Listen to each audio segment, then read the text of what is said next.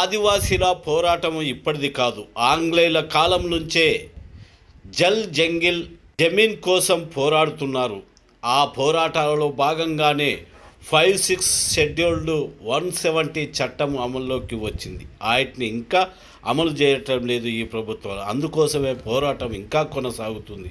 ఈరోజు ఛత్తీస్గఢ్ అయితేంది, మణిపూర్ అయితేంది, ఎక్కడైనా ఈ స్వతంత్రం కోసమే, మా భూమిపై మా హక్కు కోసమే, మా ప్రాంతాన్ని మేమే ఏలుకుంటాం అనే స్వేచ్ఛ కోసం సాగుతుంది ఈ పోరాటము అంటూ వివరించారు రాజు పాండ్రే గారు, ఆదివాసీ ఏక్తా పరిషత్ మాజీ అధ్యక్షులు. वो जो एक ब्रिटिश कालीन एक तालाब है, उसको पवई कहते हैं, बिहार लोग को पवई ब्रिटिश कालीन का तालाब है। वो ज्यादा 1-2 लाख लोगों को पानी के बंदोबस्त कर सकता है। लेकिन अभी मुंबई की जनसंख्या है करीब 1.25 करोड़ के आसपास है, तो उसके लिए पानी कहाँ से आएगा? तो पूरा वो ठाणे जिला और पालघर जिले से पानी देता है। तो इसके लिए भी हम लोगों ने उसको अपोज किया, लड़ाई की। हम लोगों का कहना है था कि हमारे लिए इधर पहला पानी दे दो, बाद में तुम बचा हुआ पानी तुम वहां के ले लो। क्योंकि क्या होता है कि सूर्य डैम यहाँ बनाया, हमारे लिए बनाया, और उसका पैसा भी ट्राइबल सब प्लान है, मतलब आदिवासी को पैसे से डैम बनाया, बांध बनाया। तो आदिवासी के फंड से बनाया है, तो उसको पहला पानी आदिवासी को मिलना चाहिए। तो उन्होंने नहर किए, तालाब, एक पार्ट बने, कालवे बनाया, लेकिन खेती को पानी जितना देना चाहिए उतना नहीं दिया। और अभी धीरे धीरे पानी वो सीधा मीरा भाईंदर उसको पानी चला गया, वैसे में पानी दिया, इंडस्ट्री में जा रहे हैं। हाँ, जा रहे दिया गया पानी। तो इसके लिए हमने बहुत सारा संघर्ष किया। हम बोला कि पहले हमारे कार्य पानी का नहीं दो। लेकिन जब हम पानी की समस्या कर रहे थे, तभी यहाँ का जो अन्य समाज था वो हमारे साथ नहीं था। ये दुख की बात है हमारे साथ। लेकिन अभी होने के बाद क्या हुआ कि उनका कहना है कि आदिवासी लोग बहुत विरोध कर रहे हैं, उसके बिना पानी नहीं जा सकता। तो उन्होंने क्या किया, एक छोटा पाइप डाला और पालघर में पानी लेके गए। तो पालघर में पानी लेके गए इसलिए कि हमने ना कहा था, इसलिए पानी चला गया। और फिर भी यहाँ तक अभी तक पानी नहीं है, तो हम तो बोरिंग से पानी कर रहे हैं। तो कहने का मतलब कि मुंबई की जी भी आज पानी की समस्या है। लाइट भी है, लाइट भी हमारे यहाँ ये तारापुर एटॉमिक पावर स्टेशन है, उसके बाजू में एक डानो थर्मल पावर है। तो पहले बेस इसने बनाया, मुझे गवर्नमेंट ने बनाया, और गवर्नमेंट ने बनाने के बाद आदिवासियों की जमीन ले ली और बीज भी बनाए, तो पूरा मुंबई को जा रहा है। हमारी जमीन से वो बड़े आपने आते समय देखे होते ना, बड़े बिल्डिंग वगैरह बनाया, बिल्डिंग को बनाए, लेकिन वो खंबे डाले है ना, तो हमारे क्षेत्र से जा रहा है। अच्छा। तो इसमें क्या होता है कि हमारे बहुत से जमीन का नुकसान होते हैं, लोगों की जमीन उसमें चली गई, डैम में नुकसान चली गई। अपना अभी जो इधर बुलेट ट्रेन वगैरह जा रहा है, हाँ, उसके अंदर जमीन तुमने जा रहा है, बहुत जा रहा है ना। तो एक तो यहाँ कैसा हुआ कि बहुत सारे परियोजना हुआ। सबसे पहले तो ये एक डेयरी बनाया था, दूध डेयरी, मतलब 60 के अंदर में। अच्छा। और उसमें बहुत सारे आदिवासियों को उधर से विस्थापित कर दिया, डिस्प्लेसमेंट कर दिया। और जमीन का डेयरी वालों ने तो डेयरी तो चली नहीं, और वो जो जगह है अभी दूसरे को ले दे रहे हैं, और हमारे लोग जो है उनको वो जमीन नहीं दे रही है। हमने वो राइट टू इन्फॉर्मेशन किया, उसका एक कंप्लेंट लिखा है, कहा एनसीएसटी कमीशन को, मतलब अनुसूचित जनजाति आयोग को लिखा है। तो उन्होंने उनको इन्फॉर्मेशन दे दिया। तो उसने क्या दिया कि उन लोगों ने जो एक पुना का एक धनगर अहिल्याबाई होलकर ट्रस्ट है, प्रतिष्ठान है, उसको 250 एकड़ जगह दे दी है। तो मैं बोला ये तो आदिवासी की जमीन है, तो मैं पुणे वालों को ट्रस्ट प्रतिष्ठान को कैसे जगह दी? तो बहुत सारा झगड़ा वो हमारा अभी भी चल रहा है। तो ये जमीन तो हमारी कोशिश ये है कि ये जमीन हम उसको नहीं दिलवा देंगे, जमीन हमारी है, क्योंकि धनगर आदिवासी में नहीं आते हैं बराबर। और आदिवासी में अभी तो उन्होंने सुप्रीम कोर्ट में निकाल भी दिया है कि आदिवासी में नहीं आ सकते, आदिवासी नहीं है। तो हमारे मानना है कि वो जमीन जो हमारे दी है वो वापस हमने ले ली। अब अगर आपको नहीं देने उनको ये करनी है, तो नहीं तो हम उसके ऊपर डायरेक्ट जाकर हम लोग कब्जा करेंगे। तो ये डेयरी का बात हुई। उसके बाद तो डैम बनाए, कौन सा, ये कौड़ास और धामनी। और वो पानी अभी वहां जा रहा है। उसमें भी आदिवासी की बहुत सारी जमीनी गई और वो लोग डिस्प्लेसमेंट हो गए। उसके बाद वो एक्सप्रेस वे चला गया। पहले तो मुंबई वडोदरा मुंबई अहमदाबाद रोड था, वो 2 लाइन का था, उसको 4 लाइन किया तो उसमें बहुत सारी जगह गई।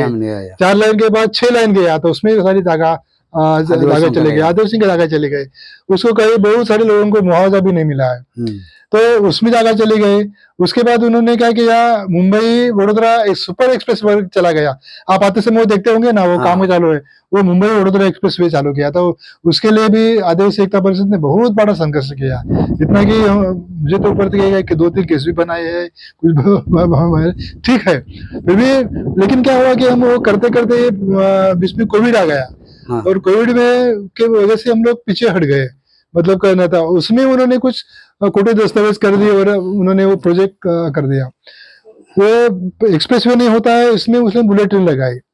तो बुलेट ट्रेन जो है वो 1,10,000 करोड़ का परियोजना है, 1,10,000 करोड़ की, और मुंबई से लेके वो अहमदाबाद तक वो जाने वाले हैं। तो इतनी है, हम कहते हैं कि अगर यहाँ से मुंबई जाने के लिए हमको बैठने को जगह नहीं रहे है, और आप बुलेट ट्रेन 3 घंटे में अगर आप अहमदाबाद में जाने वाले हैं, तो फ्लाइट अपना अगर फ्लाइट में अगर बैठे, एरोप्लेन विमान में बैठे, हवाई जहाज में बैठे हैं, तो आधा घंटे में हम लोग अहमदाबाद में पहुंचते हैं। तो इसकी क्या जरूरत है, उससे भी कम टिकट अहमदाबाद का है, 250 रुपए का टिकट मिलता है अगर फ्लाइट का। तो 3,500-4 हजार रुपए खर्चा करके कौन लोग बुलेट ट्रेन में जाएंगे। आपका मानना पूरा ये जमीन और आदिवासी का जमीन जाने के लिए ये लोग षड्यंत्र कर रहे क्या? हाँ बिल्कुल ना, इसीलिए तो है ना, वो जबरदस्ती। अभी दूसरी बात इसमें है कि ये समुद्र किनारा है, तो समुद्र किनारा और ये मनोर, आप मनोर नहीं देखा होगा, आगे जाते तो मनोर में आता है, वो हार्डली एक 30 किलोमीटर का फासला है।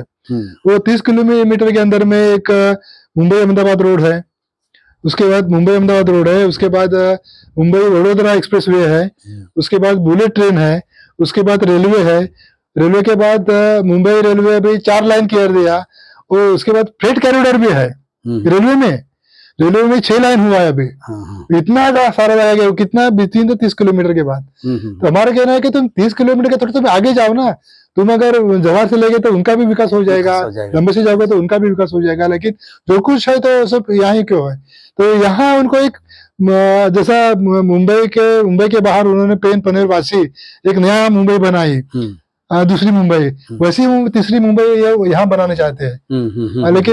लेकिन ये शेड्यूल एरिया है, तो शेड्यूल एरिया तो यहाँ तो आदिवासी एरिया है, तो आदिवासी एरिया में 5th शेड्यूल में हम ये उनकी तीसरी मुंबई हम बनने को नहीं देंगे। ये हमारी कोशिश हमारी रहेगी।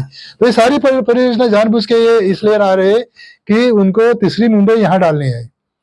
फिर डालने देंगे सब? हाँ, लगभग तो ऐसा तो हो गया। लेकिन इतने सारे प्रोजेक्ट होने के बाद हमारे आदिवासी की स्थिति क्या है? अभी यहाँ तो एक तो रोजगारी नहीं है। अगर आप यहाँ जाओगे मोखाड़ा में, जवाहर में, तो सब लोग अभी शहरों में काम करने को आ लेंगे। वहां उनको पानी की समस्या है, पानी भी उनको नहीं मिल रहा है। पूरा एक दिन तो उनको पानी नहीं जाता है, मतलब ये सुबह एक दफे जाके पानी लाएंगे, दोपहर में जाएंगे तो पानी लाएंगे। अगर हॉस्पिटल है, हॉस्पिटल में ऐसे हॉस्पिटल है कि उसमें डॉक्टर नहीं रहता है, डॉक्टर है तो दवाई नहीं होती है, दवाई है तो नर्स नहीं होती है, तो पूरा का पूरा ऐसा सब चल रहा है। अभी पूरा आदिवासी देश भर में हाँ। आदिवासी के ऊपर जो कुछ दमन चल रहे हैं, हाँ। उसके बारे में आपका राय क्या है? दमन बोला तो ये इतना दमन है कि स्वतंत्र के बाद आज 75 साल होने को आए, हाँ। सबसे ज्यादा दमन अभी हो रहा है। हाँ, अभी हो रहा है, सबसे ज्यादा अभी रहा है। एक तो कानून के नाम से, मतलब जो भी हमारे संरक्षण के लिए कानून बनाए हैं, संविधान में कानून है, उसी का बुरा असर करके, मतलब उसको साइड में करके, बाजू में करके, हमारे जो भी नेचुरल रिसोर्सेस है, यानी हमारी नैसर्गिक संपदा, प्राकृतिक संपदा है, उसके ऊपर कब्जा करना, और कब्जा करने के लिए भी जो कुछ बेकानूनी होगा, इस तरह से उसको कब्जा करना है। अभी आप देखोगे तो यहाँ तो थोड़े प्राकृतिक संपदा कम है, लेकिन छत्तीसगढ़, उड़ीसा, मध्य प्रदेश इसमें सबसे ज्यादा है। और इधर उतना भारी दमन है।